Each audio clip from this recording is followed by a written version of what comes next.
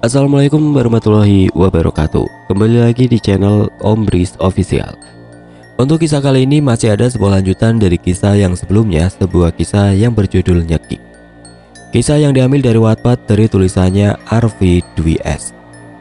Dan sebelum kita lanjut ke ceritanya, tekan dulu tombol like video ini dan jangan lupa tekan juga tombol subscribe channel ini. Nyalakan juga lonceng notifikasinya agar tidak ketinggalan cerita-cerita baru dari channel ini.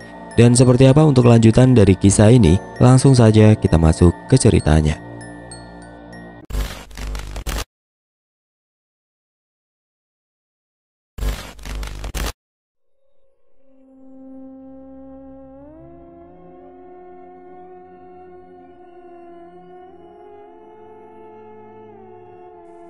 Kalian ingat aku? Ya, Vita, seorang anak yang menjadi korban tumbal pamannya sendiri. Seorang paman yang bersekutu dengan setan untuk mendapatkan kekayaan dengan cara yang mudah. Banyak sekali manusia yang tidak berdosa harus meregang nyawa karena ulah tidak berperi kemanusiaan yang dilakukan oleh pamanku. Mungkin kalian akan bertanya kenapa aku bisa kembali melanjutkan cerita ini, sedangkan aku di cerita sebelumnya jelas-jelas sudah mati dibawa oleh iblis-iblis itu. Ceritanya panjang dan aku akan coba ceritakan di sini. Bukan karena ingin mempubliskan ritual nyekik ini pada kalian, tapi aku hanyalah ingin menjelaskan kepada kalian semua bahwa begitu menyeramkannya ritual memuja iblis ini. Aku adalah saksinya. Terserah kalian akan percaya atau tidak dengan kisahku ini, tapi inilah jalannya dan beginilah rupa pengalaman yang aku alami sendiri. Tidak ada yang aku lebihkan atau kurangkan di sini. Aku bercerita sejelas-jelasnya tanpa ada yang dikurangi ataupun dilebihkan. Sekali lagi, aku tidak setuju dengan alasan apapun bagi siapa saja yang menjalankan ritual pemujaan ini, bahkan demi alasan kehormatan keluarga sekalipun. Pola pikir manusia zaman ini telah berubah. Mereka lebih menghormati golongan mereka yang bergelimang harta dibandingkan mereka yang hidup dengan bergelimang masalah. Mereka menghormati tanpa tahu dari mana harta kekayaan bisa mereka dapatkan. Karena yang hidup dengan seadanya dan cenderung kurang hanya akan mendapatkan tatapan bengis dan perlakuan hina saja. Memang tidak semua manusia begitu. Beruntunglah Tuhan masih jauh lebih banyak menciptakan manusia baik di muka bumi ini. Entah apa yang akan terjadi jika kehormatan itu benar-benar diukur dari seberapa kayanya mereka. Mungkin setiap manusia akan berlomba-lomba melakukan hal yang sama seperti yang pamanku lakukan, dan akan banyak manusia pula yang mati menjadi tumbal karena kalah cepat dalam pemujaan. Naudzubillah. Baiklah, akan aku mulai ceritaku. Jadi begini, setelah Paman Wanto meninggal di penjara, jenazah Paman Wanto dibawa ke rumahku dan diurus sebagaimana mestinya di rumah. Kerabat pamanku datang dan memenuhi ruang tamu sederhana di rumahku. Kerabat paman itu menyalami bapak dan juga ibu dan mengucapkan bela sungkawa kepada keluarga kami. Saya dengar Wanto itu meninggal dengan cara mengenaskan. Tubuhnya bersisik dan keluar darah juga nana. Tidak baik, Bu, menceritakan keburukan orang yang sudah meninggal, apalagi jenazahnya masih ada di sini, kataku ketika mendengar ocehan para tetangga terkait pamanku yang pergi dengan cara seperti ini. Mereka hanya menatapku dengan tatapan kesal, lalu meninggalkan teras rumahku entah kemana. Aku terduduk di kursi kayu yang setia berdiri di depan rumahku. Di kursi inilah bapak dan ibu selalu berbincang bersama, menghabiskan waktu sampai senja berlalu. Tetesan air mata kembali mengucur tatkala aku mengingat kebaikan Paman Wanto sewaktu aku kecil dulu. Dulu aku kira kebaikan Paman Wanto dikarenakan murni kasih sayang terhadap keponakannya. Nyatanya lain. Paman Wanto melakukan itu karena ada hal lain yang harus dia tunaikan. Apa sekarang di dunia ini sudah tidak ada kasih sayang yang murni? Aku hanya terduduk lesu dengan pakaian serba putih yang beriak-riak karena tertiup angin. Mari Bu Marni, Pak Suki, lebih baik kita makamkan sekarang saja almarhum, keburu hujan. Sayup aku mendengar bahwa Paman Wanto akan segera dimakamkan. Aku pun bergegas masuk ke dalam rumah dan bersiap untuk ikut mengantarkan Paman Wanto ke peristirahatannya yang terakhir. Saat aku duduk di samping ibu, aku melihat ada seorang laki-laki yang mungkin sebaya denganku tengah duduk menunduk di tepi tembok. Dia nampak asing bagiku. Mungkin itu adalah sanak saudara dari para pelayat yang datang. Mataku tidak luput dari pandangan pada laki-laki itu.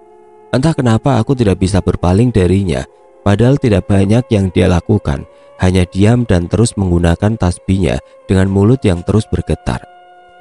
Semakin lama aku lihat dia semakin aneh. Keringat mengucur deras dari dahinya, tubuhnya pun terus bergetar hebat. Mungkin dia sakit, pikirku saat itu. Aku memutuskan untuk menghampiri laki-laki itu untuk memastikan dia baik-baik saja. Langkahku terus mendekat ke arahnya. "Kamu baik-baik saja?"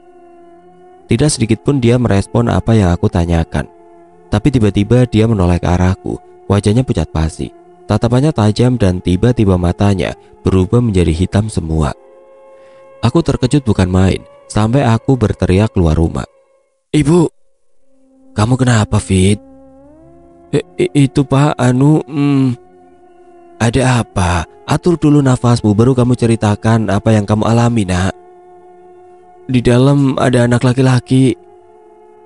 "Lalu apa? Kamu kayak yang pertama kali lihat laki-laki saja," kata bapak. "Bukan itu Pak, laki-laki itu matanya hitam semua Pak, nyeremin." "Hitam semua apa maksud kamu?" "Ayo ikut aku Pak." Aku menarik tangan bapak untuk ikut masuk ke dalam. "Di mana kamu lihat laki-laki itu?" "Di sana Pak." "Dia hilang, dia tidak ada. Kemana dia?" "Mana? Mungkin kamu kecapean." "Aku benar-benar lihat dia di sana Pak." "Mending kamu gak usah ikut ke pemakaman saja ya." "Enggak, aku mau ikut." "Ya udah cepet yuk." Aku pun mengalihkan semua kekacauan dalam pikiranku dan mengikuti langkah para pelayat yang mengantarkan jenazah pamanku Wanto. Sesampainya di pemakaman, jenazah Paman Wanto langsung dimakamkan karena awan semakin menghitam. Semua larut dalam doa dan suasana pun menjadi sangat khidmat. Alhamdulillah, pemakaman jenazah sudah selesai. Terima kasih atas bantuan Bapak dan Ibu-ibu semuanya. Semoga kebaikan Ibu serta Bapak dijadikan amal soleh, kata Kiai Ahmad. Beliau guruku mengaji. Sedari aku kecil sampai hari ini pun aku masih mengaji dengannya. Setelah semua pelayat satu persatu meninggalkan area pemakaman, aku tidak henti-hentinya menangisi kepergian pamanku yang begitu tragis. Aku tidak tahu selepas kepergian pamanku, apa perjanjian itu pun akan berakhir atau tidak. Aku takut akan masih ada korban berjatuhan karena perjanjian antara pamanku dan siluman ular itu. Semoga saja itu hanya akan menjadi ketakutanku saja. Aku akan selalu berdoa agar semuanya tetap dalam keadaan baik-baik saja selamanya. Namaku Vita, dan ini kisahku. Kisah yang tidak aku saksikan secara langsung tapi diceritakan secara rinci oleh ibuku. Setelah kepergian pamanku, suasana masih sangat dirundung kesedihan. Aku berusaha menguatkan ibu, walau aku sendiri pun lemah saat itu. Mungkin ibu masih teringat dengan kejadian hebat di sel penjara itu. Jadi sampai saat ini ibu belum bisa mengikhlaskan hatinya untuk adiknya itu. "Jangan menangis lagi Mbak, kasihan Mas Wanto," kata Om Wisnu. "Mbak belum bisa menerima kepergian Wanto yang seperti ini, Nu. Mas Wanto sudah memilih jalan hidupnya sendiri. Tidak perlu Mbak seperti ini. Ingat Mbak, Mbak punya Vita, Mbak punya Mas Sugi yang perlu perhatian dari Mbak. Kita semua tahu Mbak terpukul dengan kejadian ini, tapi Mbak cobalah menerima. Wisnu yakin peristiwa ini akan mendewasakan kita," jawab Om Wisnu. Akhirnya ibu mau diajak pulang. Ibu pun pulang dengan langkah yang lemas, sembari terus dipapa oleh bapakku. Sementara aku berjalan mengimbangi langkah Om Wisnu. "Om gak percaya Mas Wanto nekat ini," kata Om Wisnu. "Seperti kata Om tadi, Paman Wanto sudah memilih jalan hidupnya. Om jadi takut akan ada korban lagi setelah ini." "Maksud Om tumbal lagi? Kan Paman Wanto udah gak ada. Jadi perjanjian ini selesai kan?" "Seyakin apa kamu sama hal itu? Bisa saja ini akan tetap berlanjut, seperti halnya ketika kita meminjam uang. Walaupun si peminjamnya sudah tidak ada, hutang tetap hutang dan harus tetap dibayar, kecuali dari pihak yang memberikan pinjaman menganggap lunas hutang itu." Pikiranku seakan terbuka oleh ucapan Om Wisnu kali ini. Apa iya semuanya bisa berlanjut bahkan di saat Paman Wanto sudah tidak ada di dunia ini? "Apa yang harus kita lakukan Om?" "Hanya berdoa. Minta sama Gusti Allah agar semua yang kita takutkan tidak terjadi. Iya Om. Sejak kapan kamu punya tanda ini, Vita? Tanya Om Wisnu menanyakan tanda lahir di leherku yang ibu bilang mirip sebuah bongkahan batu yang dibelah 3. Sejak lahir, tapi itu mungkin karena aku nggak tahu. Kenapa memangnya Om? Enggak, nanya saja. Aku kembali berjalan mengimbangi langkah Om Wisnu. Kali ini Om Wisnu hanya diam tanpa mengajakku berbicara. Kenapa Om tanya tentang tanda lahir aku? Tanyaku ketika kami sudah sampai di rumah. Hanya penasaran, jawab Om Wisnu. Apa Om tahu sesuatu tentang tanda lahir aku? Enggak, soal pertanyaan Om tadi kamu lupain saja, kata Om Wisnu sembari pergi masuk ke dalam rumah dan meninggalkan aku di depan teras. Aku sangat lelah sekali dan memutuskan untuk merebahkan tubuhku di sofa di ruang tengah rumahku yang sederhana ini. Mata terasa mulai berat. Aku pun memejamkan mata dan mulai tertidur. Vita. Suara seseorang memanggil namaku, tapi di mana asal suara itu? Aku terus berusaha membuka mataku. Aku terduduk di sofa dan melihat di ujung jalan sana ada laki-laki yang tadi aku lihat sebelum jenazah Paman Wanto dikebumikan. Ya, aku lihat dia. Ngapain dia di sana? Dia melambaikan tangannya seolah memanggilku. Mungkin dia bukan memanggilku, tapi tidak ada lagi manusia lain di sini selain aku. Tapi siapa dia dan kenapa dia memanggilku? Aku pun bangun dan berjalan ke arah dia berdiri. Ketika aku berada mungkin beberapa langkah dari laki-laki itu, tiba-tiba anak itu berubah mengerikan. Dia merangkak dengan kepala yang terbolak-balik sampai beberapa tulangnya menonjol keluar. Astagfirullahaladzim, ya Allah. Aku berlari menjauhi makhluk itu dan dia terus mengejarku dengan caranya merangkak. Aku sudah sangat lelah, tapi mengapa aku tidak juga sampai ke depan pintu? Kenapa rumah terasa begitu jauh? Bapak, Ibu, tolong aku. Aku masih terus berlari berharap pintu rumah segera tergapai. Akhirnya aku sampai depan pintu rumah, tapi sebentar. Kenapa banyak kerumunan orang di sini? Bukannya jenazah Paman Wanto sudah dikuburkan, lalu kenapa masih banyak orang di sini? Ibu yang sabar ya Bu, kata bapak menuntun ibu keluar rumah. Ada apa Pak? Kenapa banyak orang di sini? Tapi bapak sama sekali tidak menggubris pertanyaanku. Ada apa sebenarnya? Aku memutuskan untuk masuk ke dalam rumah. Dan kalian tahu pemandangan apa yang ada di depan mataku? Aku ada di sana, masih memakai baju serba putih dan tertidur dengan pulas. Aku melihat diriku sendiri di sofa dan masih di posisi yang sama persis seperti posisiku ketika merebahkan diri di sofa. Lalu aku sebenarnya yang mana? Dia yang terpejam di sofa atau aku yang berdiri kebingungan di sini? Assalamualaikum. Tiba-tiba Kiai Ahmad datang. Waalaikumsalam, jawab orang-orang di sana. Waalaikumsalam Kiai, silakan masuk. Biar saya lihat dulu anakmu Sugeng, kata Kiai Ahmad. Silakan Kiai. Kiai Ahmad memeriksa nadi dan juga nafasku. Maksudku memeriksa aku yang ada di sofa itu. Tabahkan hatimu Marni. Yang namanya rezeki, jodoh, maut, itu ada di tangan Allah. Kita tidak bisa menolak saat salah satunya datang pada kita, kata Kiai Ahmad. Maksud ucapan Kiai Ahmad apa? Dari ketiga itu siapa yang kini datang menghampiriku? Apa aku mati Kiai?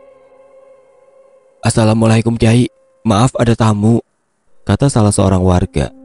Biarkan dia masuk. Datanglah seorang laki-laki bertubuh tegap dengan dada yang bidang muncul dari arah pintu masuk. Dia berjalan menghampiri Kiai Ahmad, namun beberapa saat menoleh ke arahku. Atau mungkin menoleh karena ingin melihat sekeliling ruangan ini. Tiba-tiba makhluk menyeramkan itu datang lagi dan menarik tanganku dengan kasar dan keras. Aku tertarik keluar rumah dan sialnya aku terjatuh. Namun makhluk itu tanpa ampun terus menarikku hingga aku berdarah-darah. Aku benar-benar berada di sebuah tempat yang sangat menyeramkan.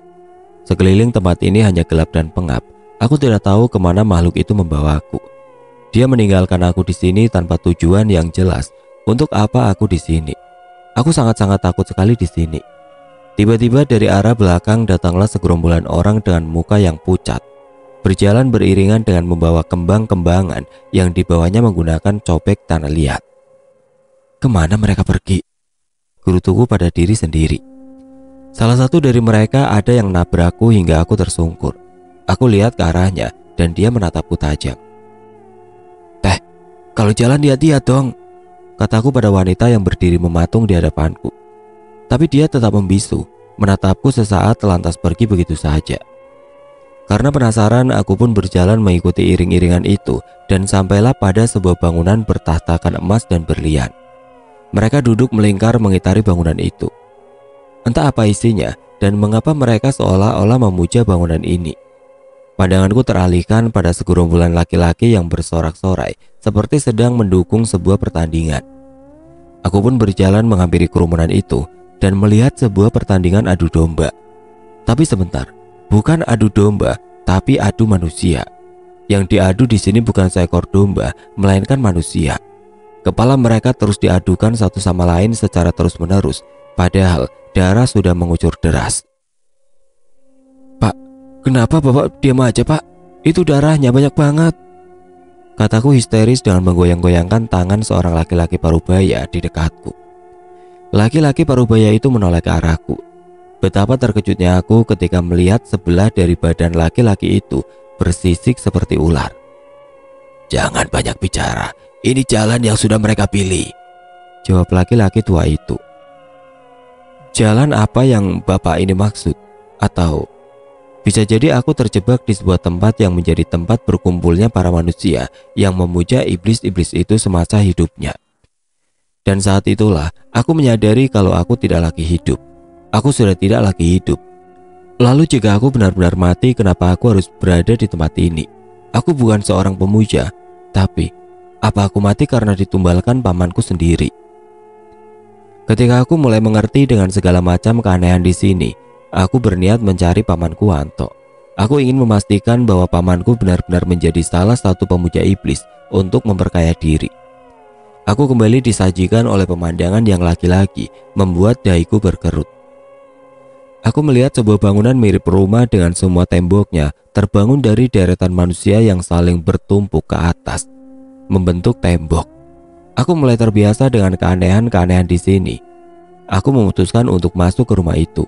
Lagi, tangga yang menjadi pijakan kakiku terbentuk dari punggung-punggung manusia. Banyak sekali.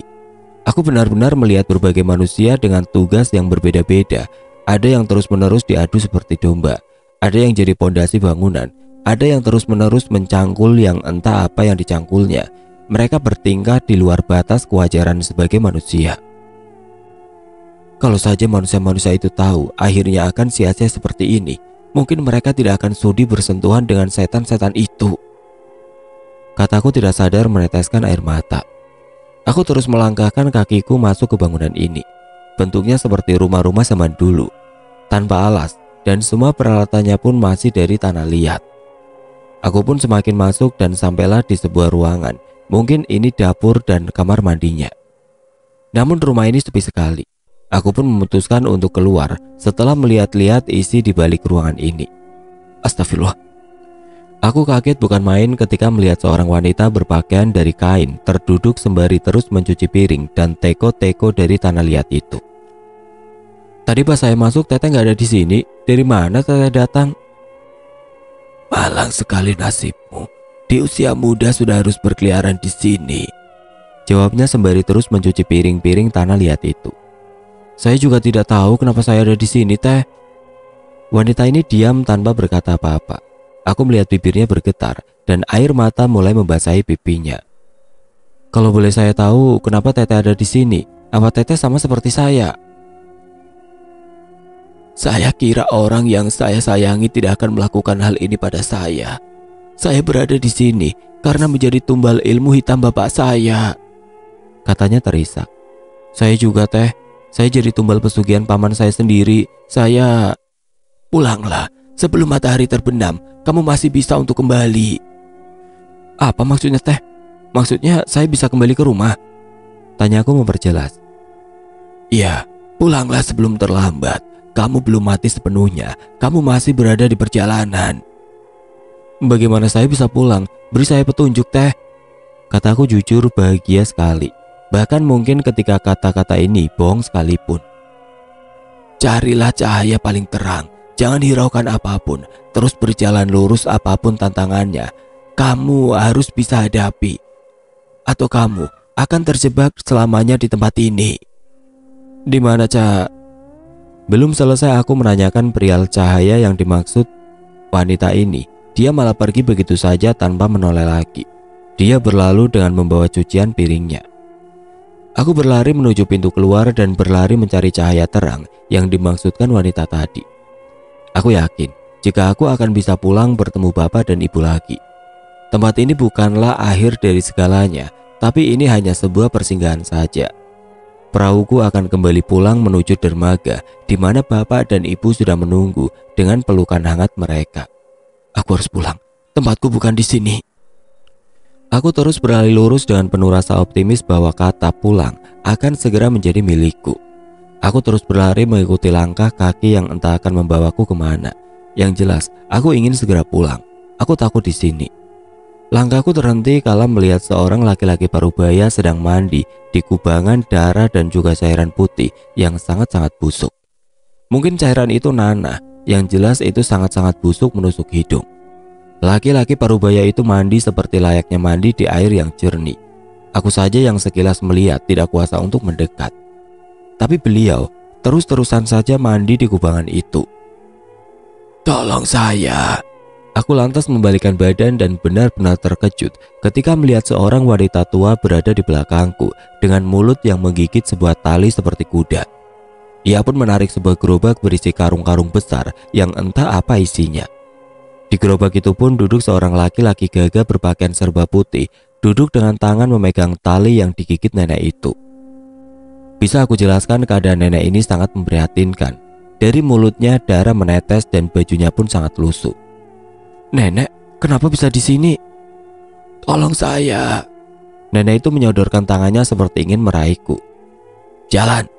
Laki-laki yang ada di atas gerobak itu dengan nada tinggi sembari memukul nenek itu dengan seutas tali seperti pecut pada kuda. Akhirnya nenek itu pun berjalan dengan sangat lambat, menegaskan itulah kata yang sanggup menjelaskan kondisi nenek itu. Manusia-manusia di sini bekerja dan melakukan aktivitas yang mustahil dilakukan oleh manusia normal.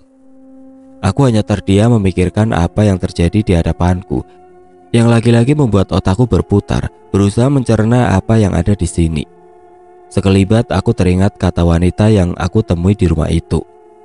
Jangan hiraukan apapun yang terjadi dan jalanlah lurus ke depan. Mungkin sekarang adalah saatnya aku tidak memperdulikan mereka yang sudah menetap di sini demi keselamatanku sendiri. Aku harus bisa mengakhiri semua ini di sini sekarang juga. Bismillah. Aku terus berjalan menuju cahaya yang sangat aku rindukan. Aku terus berjalan menuju cahaya itu. Semakin lama aku berjalan, semakin banyak hal-hal yang membuyarkan konsentrasiku. Tapi sekelibatan perkataan wanita di rumah itu terus mengaung di seantero telinga sampai otakku. Bersatu membaur bersama tetesan keringat yang deras mengucur meleleh, terpanaskan hawa lorong yang panas karena permainan mereka yang kotor. Cahaya itu semakin mendekat dan dekat. Sedang aku semakin lelah dan tidak bertenaga. Entah sejauh apa aku berjalan, karena kurasa lorong ini tiada titik ujungnya. Aku seperti berjalan dan berlari di tempat tanpa pernah menuju kemanapun. Cahaya terang itu masih tetap di sana, tidak berubah sedikit pun. Aku sangat lelah sekarang, dan keringat mengucur dari segala arah. Sebentar, bau apa ini? Kenapa tubuhku mengeluarkan bau aneh seperti ini? Apa jangan-jangan aku akan benar-benar terjebak di sini selamanya dan mendapatkan jatah kematianku? Apa ini yang dinamakan bau silalatu? Silalatu dalam bahasa Indonesia dikenal dengan bau danur atau bau cairan orang meninggal. Apa aku benar-benar telah mati? Apa iblis-iblis itu tengah tertawa terbahak-bahak melihat aku yang seperti orang bodoh, berlari dan menari di atas angan-angan akan sebuah kebangkitan yang semu? Perjuangan macam apa yang sedang aku lakukan? Untuk apa aku berlari sedangkan kematian telah membungkusku habis? Bodoh kamu ini, Vita. Aku benar-benar sudah mati rupanya. Aku gagal berjuang untuk kepulanganku sendiri. Aku tidak kuasa lagi menahan air mata dan kubiarkan air mata itu tumpah bersatu padu dengan keringat perjuangan yang entah akan dibalas apa. Lirik aku mendengar suara seseorang mengaji, suara yang terdengar begitu jauh dan samar, namun yang jelas telingaku menangkap bacaan surat Al-Quran yang tengah dibaca. Perlahan bibirku mulai mengikuti lantunan ayat-ayat suci itu dan meneteslah air mataku dengan derasnya. Aku terduduk sembari memegang kedua lututku dan mulai menutup mata. Suara orang mengaji itu beradu dengan suara tangisan dan juga teriakan manusia-manusia yang mengalami penyiksaan yang tidak berkesudahan.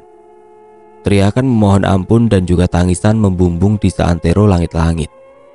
Aku terus menutup telingaku dan berusaha tetap fokus dengan bacaan surah Yasin yang sedang aku dengar. Ampun, nyeri, tulungan, nyeri, ampun, tulungan. Itulah teriakan-teriakan yang terus beradu dengan bacaan surat Yasin ini.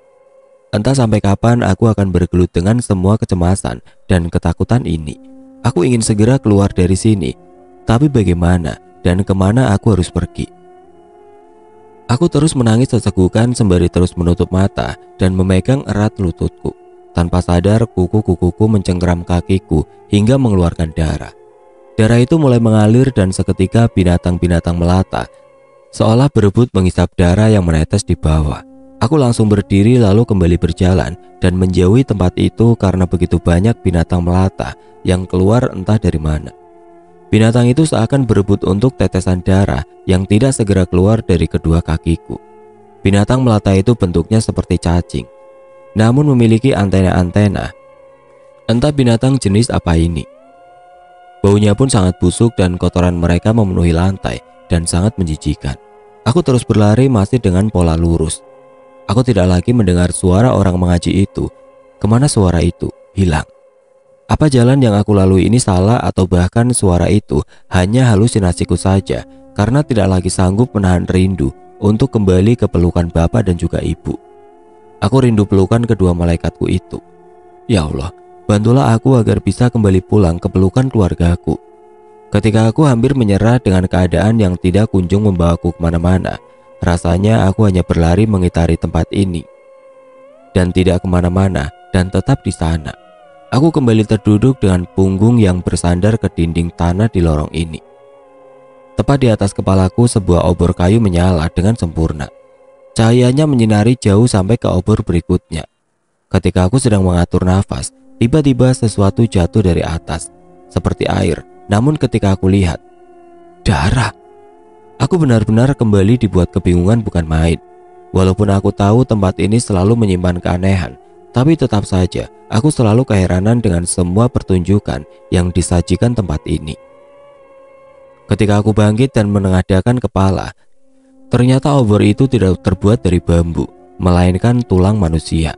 Ya, tulang manusia. Entah percaya atau tidak, itulah kenyataannya. Aku masih saja belum terbiasa dengan semua keanehan ini, walaupun ini bukanlah kali pertama keanehan itu nampak di mataku. Aku duduk agak menjauh dari obor itu dan mulai memejamkan kembali mataku. Ya Allah, aku lelah sekali. Lemas rasanya lututku ini seperti tidak lagi ada tenaga.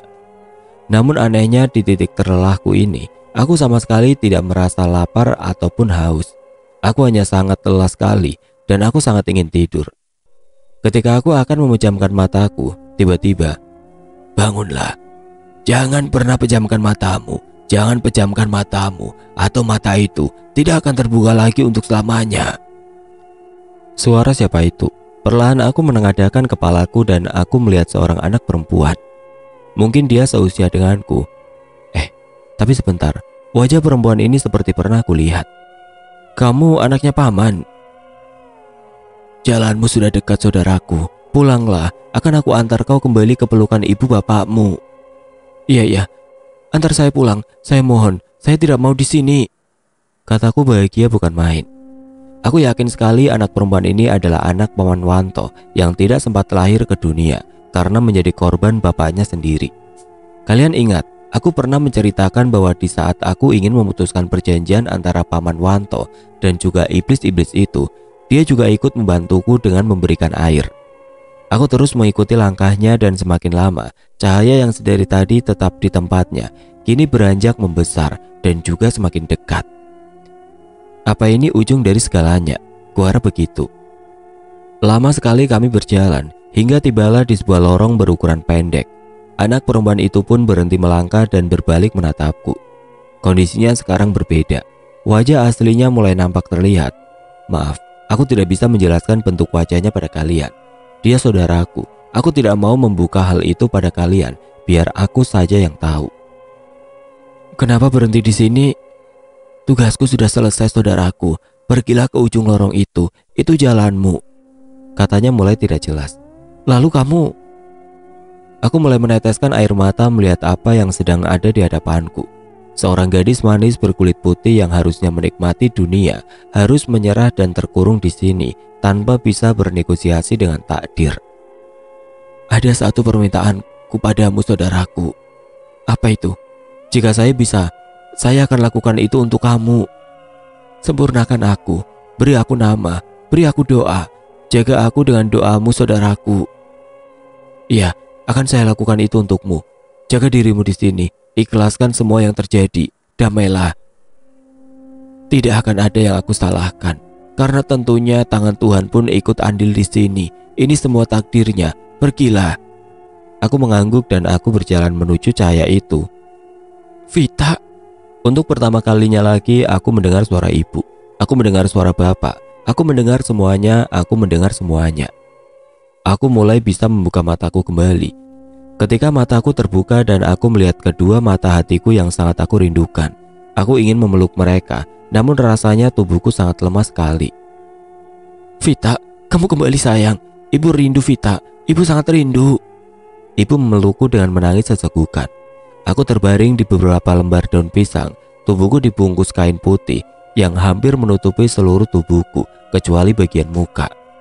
Tidak peduli kain apa yang membungkusku dan daun apa yang jadi alasku, yang penting adalah kebahagiaanku karena bisa kembali ke dunia ini.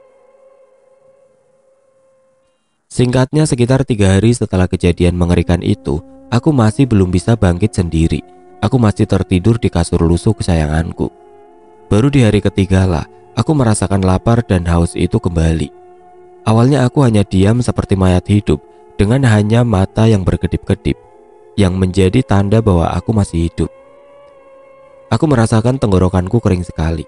Aku melihat di tepi kanan ranjangku ada segelas air yang ditutupi selembar kertas. Aku ingin meraihnya namun rasanya sulit sekali. Aku menggeserkan tubuhku agar jangkauan tanganku sedikit agak menjauh. Namun tanganku masih tidak sampai dan ketika itu hampir saja aku terjatuh dari ranjangku. Untung saja ketika aku hampir terjatuh, ada seorang laki-laki yang entah datang dari mana sigap menangkap tubuhku dan menolongku. Biar saya ambil.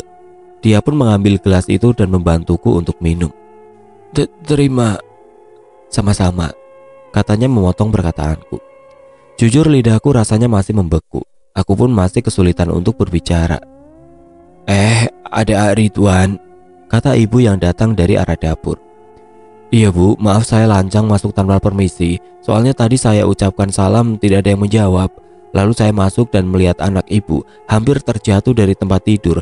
Jadi saya bantu, kata Ridwan menjelaskan kepada ibu. Siapa ya Ridwan ini? Rasanya dia asing dan mungkin orang baru di sini. Oh ya Fit, Ridwan ini keponakannya Kiai Ahmad. Dia baru kembali dari Cianjur. Dia ini baru saja selesai pesantren. Oh, keponakannya Kiai Ahmad, kataku dalam hati. Aku berusaha tersenyum sebagai tanda salam kenal dariku. Assalamualaikum Vita, kenalkan saya Ridwan. Mungkin dia tahu namaku karena kejadian yang baru saja menimpaku. Dan akibat kejadian itu, tidak ada warga yang berani mendekat ataupun sebatas berjalan di dekat rumahku. Keluarga kecilku seperti terasingkan di tanah kelahiranku sendiri. Aku menjawab salam Ridwan dengan kedipan dan juga sedikit senyuman. Saya senang Vita mulai bisa merespon lagi bu. Perkembangannya pun bagus. Semoga Vita bisa kembali seperti dulu ya bu, kata Ridwan. Amin nak. Terima kasih kamu banyak membantu keluarga ibu. 1 bulan kemudian, tepatnya bulan April 2008. Aku mulai kembali belajar berjalan. Belajar berjalan seperti ketika aku kecil dulu. Aku belajar berdiri dengan memegangi kedua penyangga tangan yang ada di kursi rodaku. Rasanya sulit sekali, tapi aku harus tetap mencoba karena di ujung sana ada ibu dan juga di belakangku ada bapak yang tidak pernah lelah menemaniku belajar semuanya dari nol lagi. Aku terus berusaha berdiri dan tiba-tiba, "Bapak!"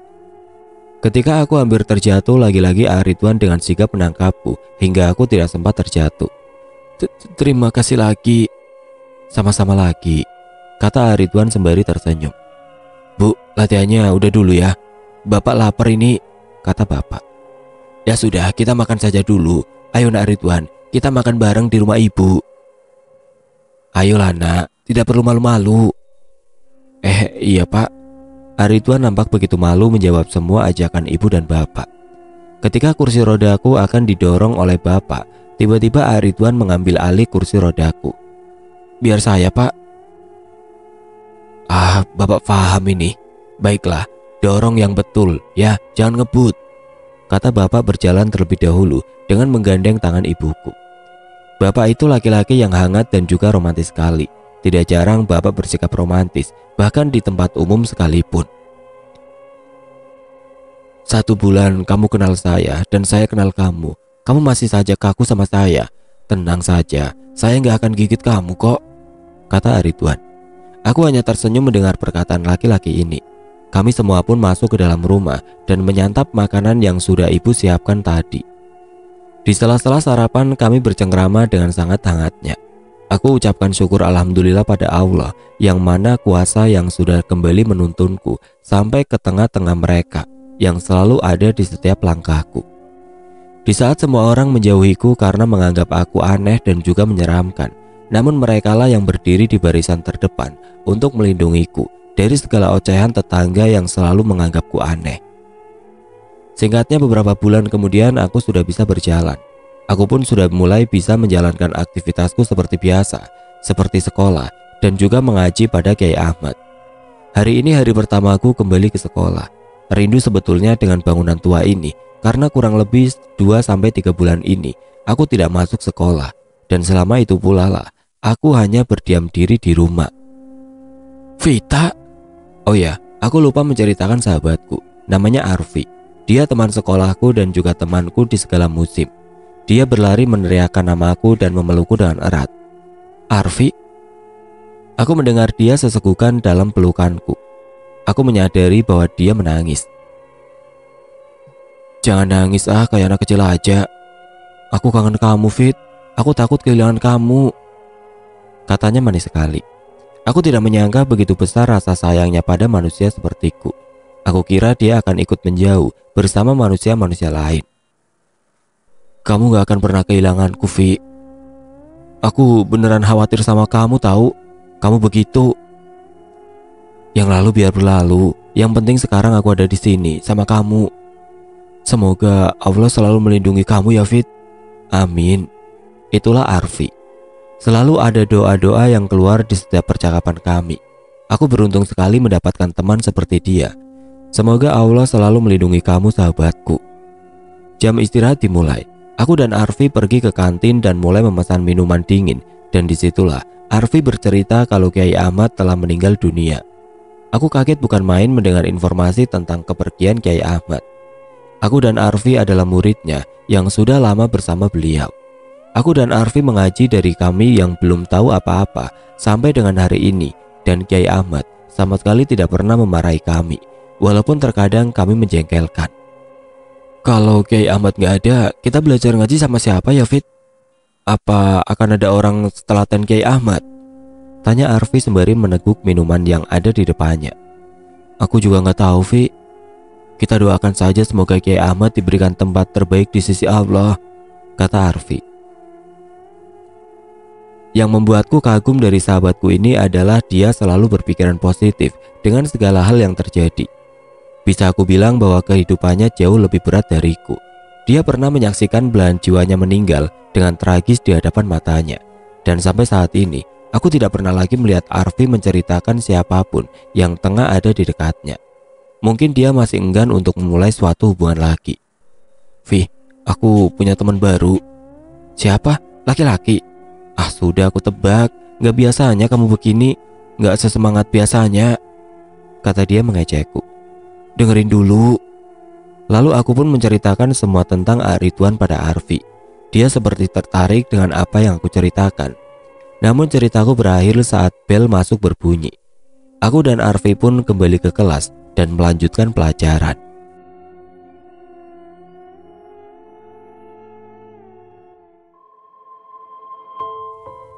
Oke teman-teman, sampai di sini dulu ceritanya. Nantikan kelanjutan kisah ini di video berikutnya. Agar tidak ketinggalan, klik tombol subscribe channel ini dan nyalakan lonceng notifikasinya. Wassalamualaikum warahmatullahi wabarakatuh.